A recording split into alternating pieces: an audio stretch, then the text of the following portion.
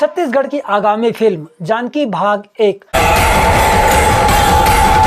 7 भाषाओं में रिलीज होने वाली है। क्या इन सारी भाषाओं में डबिंग करना जानकी भाग 1 को छत्तीसगढ़ की पहली सुपरहिट फिल्म बना देगी या दूसरे फिल्मों की तरह फ्लॉप?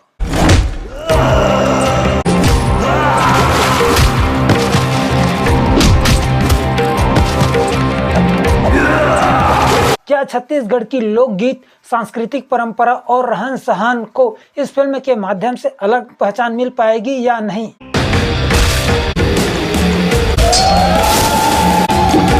आज की इस वीडियो में हम यही जानने की कोशिश करेंगे कि मल्टी लैंग्वेज डबिंग जानकी को एक पैन इंडिया हिट्स फिल्म बना देगी या केवल एक फिल्म बनके रह जाएगी।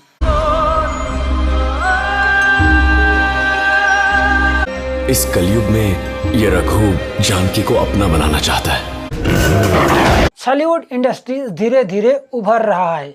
जैसे मूर्छियां भुइयां पार्ट 1 और भूलन द मेज स्थानीय लोगों का दिल जीता, लेकिन राष्ट्रीय स्तर पर इसकी पहुंच सीमित रही। लेकिन अब जानकी चैप्टर 1 के साथ बॉलीवुड एक नया कदम उठा रही है। जानकी भाग 1 7 भाषाओं में रिलीज होने वाली है। छत्तीसगढ़ी, उड़िया, बंगाली, भोजपुरी, तमिल, तेलुगु और हिंदी में। वहीं इसके स्टार कास्ट हैं दिलेश साहू और अनिकृति चौहान नजर आने वाले हैं। वहीं इस फिल्म की हिंदी डबिंग मशहूर वॉइस आर्टिस्ट साकेत मात्रे, जिन्होंने बहुत से साउथ कई बड़ी हिट फिल्मों को हिंदी में डब किया हुआ है, और पायल विशाल जो अनिकृति की आवाज देने वाले हैं। अगर म्यूजिक की बात करें तो इसमें शान, जावेद अली और कैलाश खेर जैसे सिंगर्स हैं जो इनके हर गाने को सुपरहिट बनाने की कोशिश करेंगे। अब बात कर लेते हैं कि जानकी पार्ट 1 को एक पैन इंडिया मूवीज बनने के लिए किन किन बातों का ध्यान रखना चाहिए और इनके क्या कारक हो सकते हैं। जानकी 7 भाषाओं में रिलीज करने से छत्तीसगढ़ के अलावा और बहुत से भी दूसरे राज्यों के दर्शक वर्ग काफ़ी ज़्यादा मात्रा में या संख्या में जुड़ेंगे। हिंदी मार्केट भारत का सबसे सिनेमाई बिजनेस है।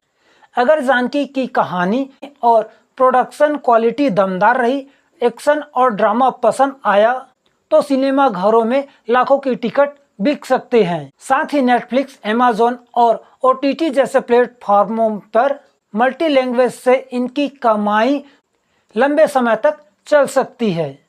जानकी के जरिए छत्तीसगढ़ की समृद्ध संस्कृति पूरे भारत में दिखाई देगा। इससे न सिर्फ पर्यटक को बढ़ावा मिलेगा, बल्कि बॉलीवुड इंडस्ट्रीज को राष्ट्रीय स्तर पर पहचान मिलेगी।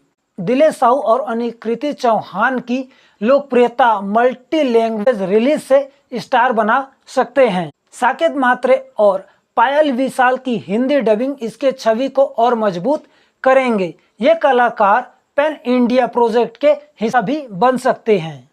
साथ ही बॉलीवुड इंडस्ट्रीज में निवेश भी बढ़ेगा। 7 भाषाओं में रिलीज होने से भारत की विविधताओं को एक मंच पर देखने को मिलेगा। तमिल, तेलुगु के दर्शक एक ही मंच पर इस फिल्म का लुत्फ उठा सकते हैं।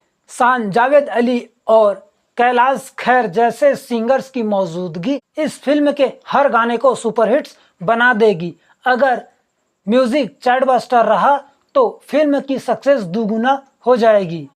जानकी को अगर पैन इंडिया हिट साबित करना है तो इसके और भी बहुत से कारक हैं जो मैं यहाँ पर आपको बताने वाला हूँ। अगर जानकी की कहानी यूनिवर्सल थीम्स जैसे पारिवारिक बदला या सामाजिक मुद्दे पर आधारित है तो हर भाषा के दर्शक इससे कनेक्ट हो सकते हैं, जैसे प्रभास की फिल्म बाहुबली ने किया।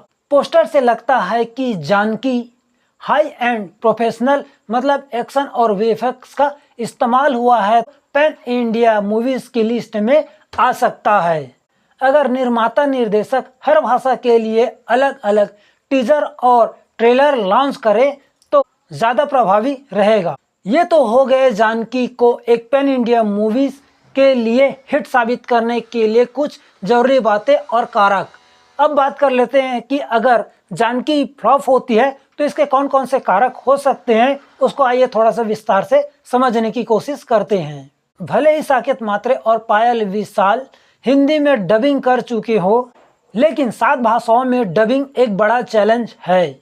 अगर किसी भाषा में लिप सिंक हुई या आवाज कलाकारों से मैच नहीं हुई तो दर्शक इससे नाराज होने के साथ साथ आलोचना भी करने लगेंगे। छत्तीसगढ़ के कुछ दर्शकों को ऐसा महसूस हो सकता है कि छत्तीसगढ़ की संस्कृति को इस फिल्म में कम ही दिखाया गया हो। भले ही शान जावेद अली और कैलाश खेर के हिंदी गाने हिट्स हुए हों, लेकिन बाकी भाषाओं में डब करने से इनकी जो मूल छवि है वो खो सकती है। हिंदी, तमिल, तेलुगु भाषाओं में बहुत से ब्लॉकबस्टर मूवीज है और इन सभी के बीच में जानकी को अपना जगह बनाने के लिए जबरदस्त मार्केटिंग और क्वालिटी चाहिए।